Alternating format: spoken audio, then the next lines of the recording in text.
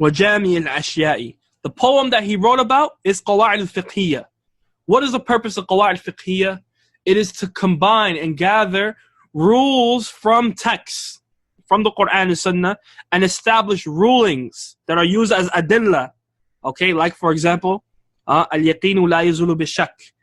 Right, that certainty is not removed based off of doubt. Where does that ruling come from? It's derived from the texts of the Quran and Sunnah. All right, these rulings gather masail of ilm underneath it. So here he says, وَجَامِعِ الْأَشْيَاءِ وَالْمُفَرِّقِ. While praising Allah Azza wa Jalla, he describes him as being جَامِعِ الْأَشْيَاءِ. This is ishara, indication to what the topic of the poem is going to be about as well. خيرا. So likewise, the Shaykh here, he did the same thing. قَدَ رَفَعَ مَنْزِلَةَ الْعَالِمِ فَوْقَ الرُّفْعَةِ. While praising Allah for doing this act, it includes the subject that he's going to speak about. بإذن ta'ala. So this is known in Balagha as Bara'atul Istihlal. If one does the same thing in their conclusion, then it's referred to different names for it, Bara'atul Ikhtitam, أو الانتهاء, أو المقطع.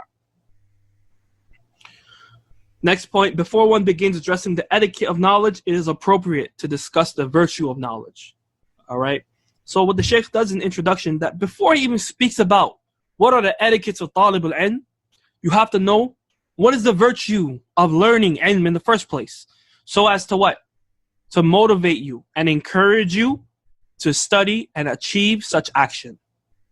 All right? So this is, this gives us, it teaches us how we should speak to the people. Before we encourage them to perform an action, we have to teach them what is the virtue of that action. So we don't just tell kids to pray, pray, pray, pray. Why are you not praying?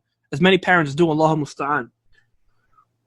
Without teaching them the virtue of the prayer.